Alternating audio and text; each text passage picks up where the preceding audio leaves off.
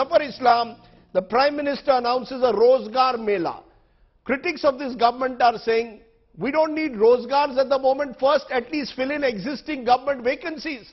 We've just seen in Uttar Pradesh for a few hundred jobs, lakhs of people arrived and crowded the center, saying that all these exams have been delayed and there are very few jobs left for lakhs of people who are applying for them. How do you respond? Is this, as the opposition suggests, another event management? Let's have a Rozgar Mela before Diwali.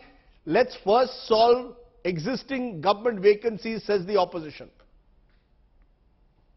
Rajdeep, first of all, let me tell you very candidly two things. One, the government job alone will not suffice, because India is a big country with vast population.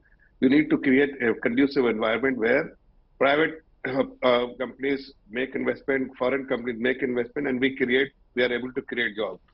Like Ati Shakti is an initiative. Government has taken various initiatives, and it will create not one, millions of jobs, both white collar and blue collar jobs in private sector as well. But this is something which is Rozgar Mela, with the Honorable Prime Minister is opening on 22nd, is primarily to fill up the jobs. Also, various ministries have come together, and wherever they feel that there is a opportunity for youth to be employed, they are offered to the youth. But Syed Zafar Islam Sahab, the fact is that 60 lakh posts are reportedly vacant in center and state governments at the moment.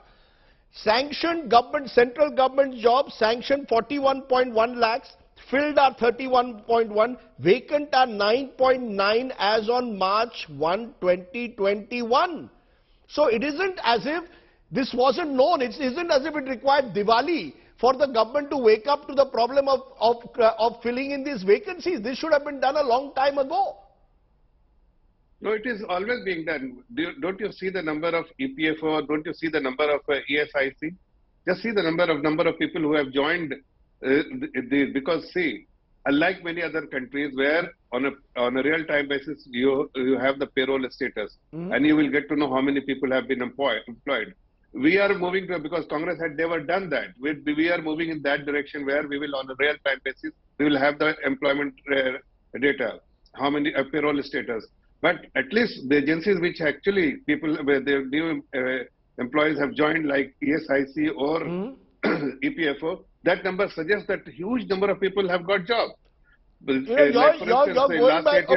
saying go by the EPFO data to suggest that more jobs have been created. I just gave you the example on the ground, sir. Sir, I can give you state after state. If you travel to state after state, those are images I'm showing of UP people, young people going by trains and buses desperately for a few hundred jobs. More than a lakh of people applying for those jobs from the government. Clearly there is a mismatch somewhere. So Anshul Abjit, you've got Syed Zafar Islam pointing towards EPFO figures suggesting that there is an increase in employment.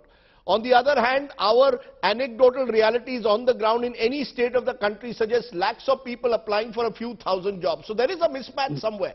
But it's not an easy problem to solve either. It's not as if in Rajasthan, which is your Congress-ruled state, one of the highest levels of joblessness is in Rajasthan today.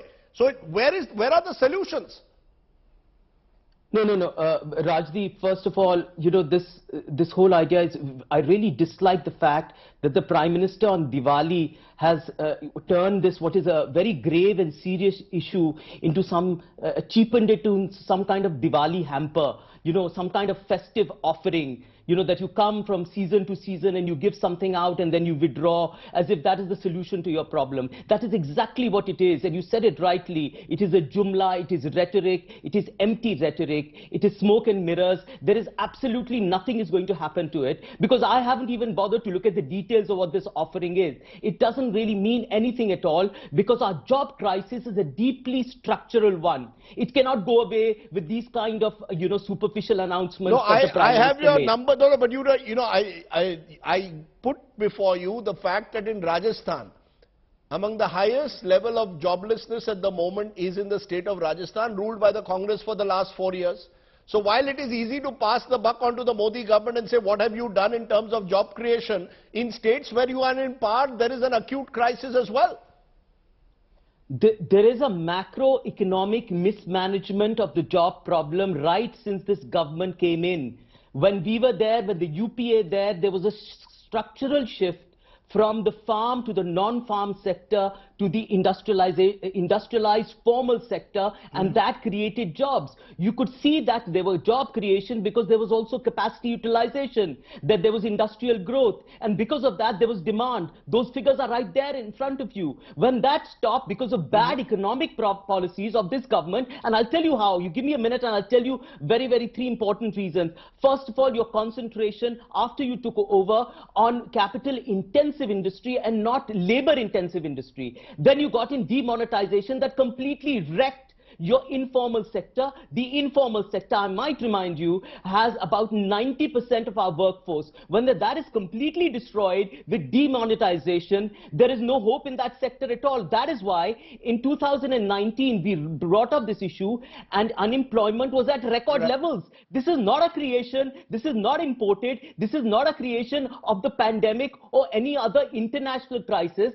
which the finance minister wants to blame on in every economic problem in this issue. Where in this country at the moment, where it's the falling rupee.